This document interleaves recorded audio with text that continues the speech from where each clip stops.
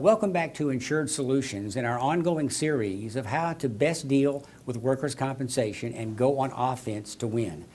The key subject that we're going to talk about today is light duty, return to work, modified duty, depending upon what genre you come from in the past.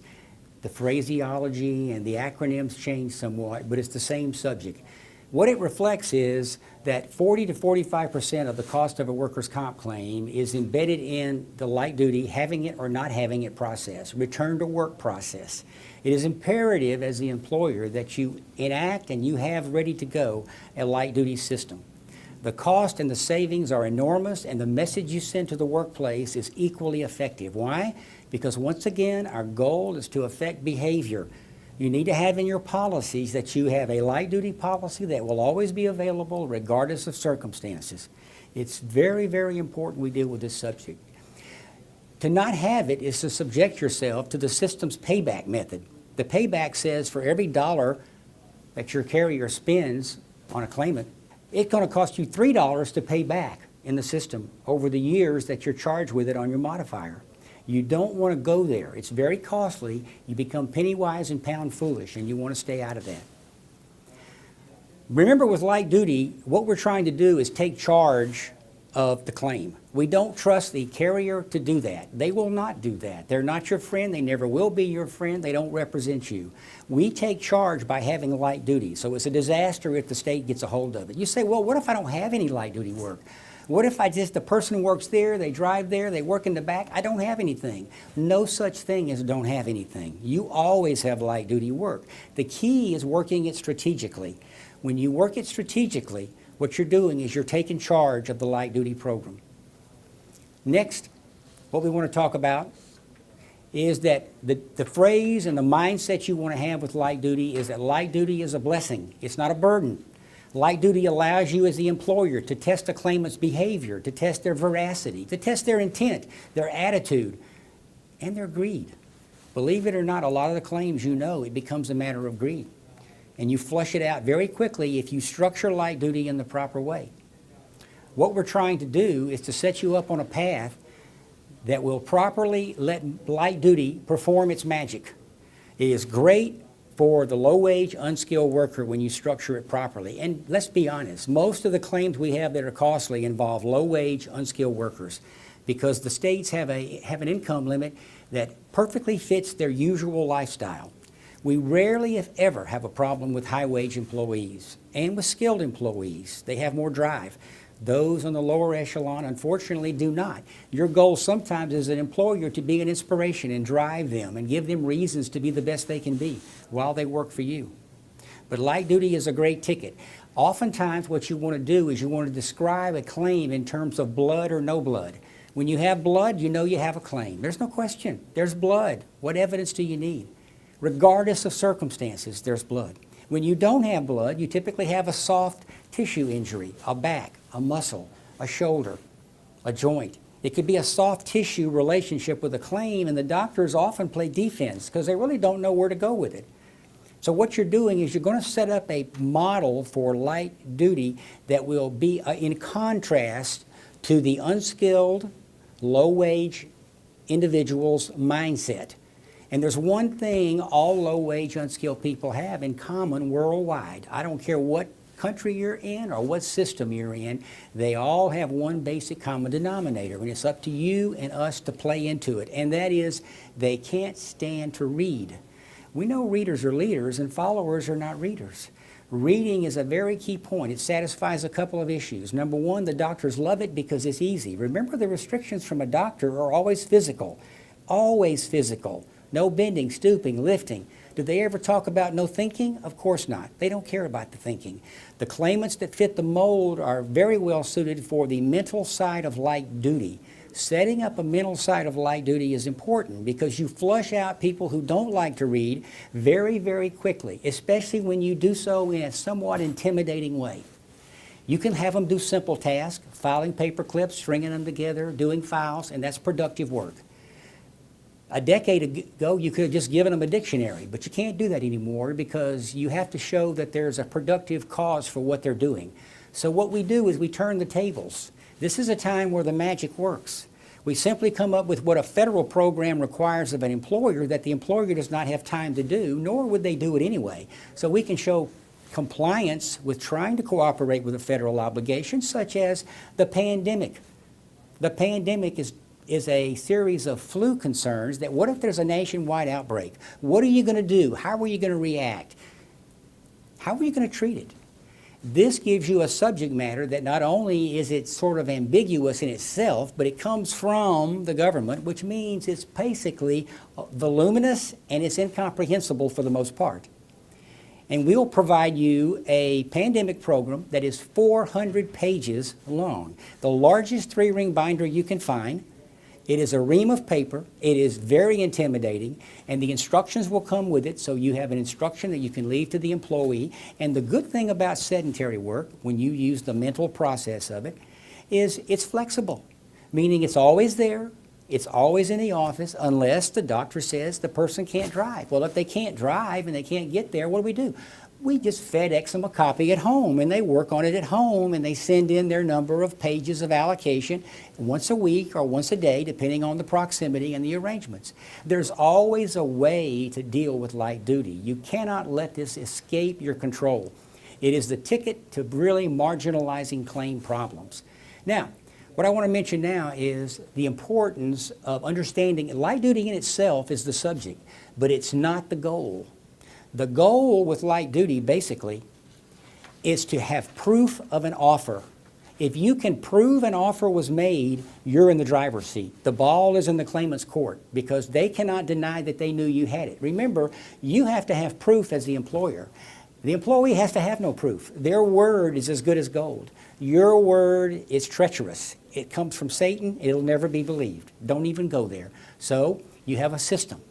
What you do when light duty comes up and you've got to deal with it, and you know you've got a soft tissue injury and you want to structure it so it serves your purpose to flush it out, because after all, the light duty is not anything you would normally pay anybody to do, so the sooner we can end it, the better. If light duty goes on too long, there's something wrong with it. The employee must be liking it, and that we can't have. It needs to meet the doctor's definition, but they don't need to like it. That's the key. But you prove light duty. You call them on the phone. Joe, we've got doctor-approved light duty. Come on down. We'll get you started in the morning.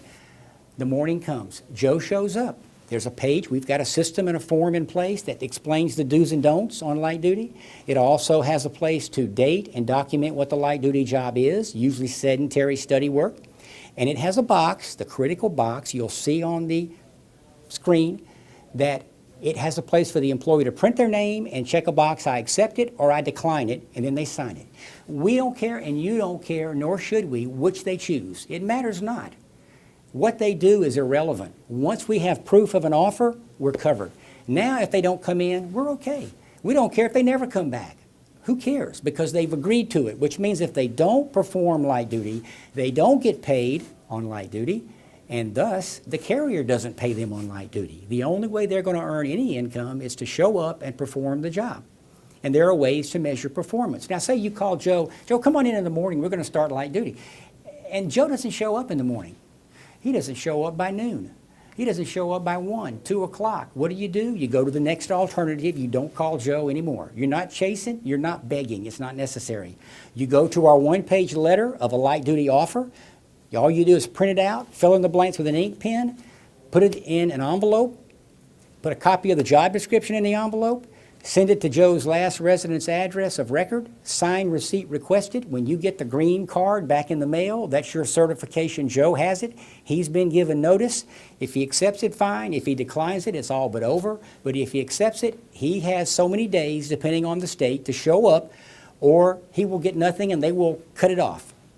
Your control is simply manageable when you have documentation that the offer was made. I can never say that strong enough. All we need is an offer, and then we sit back and wait.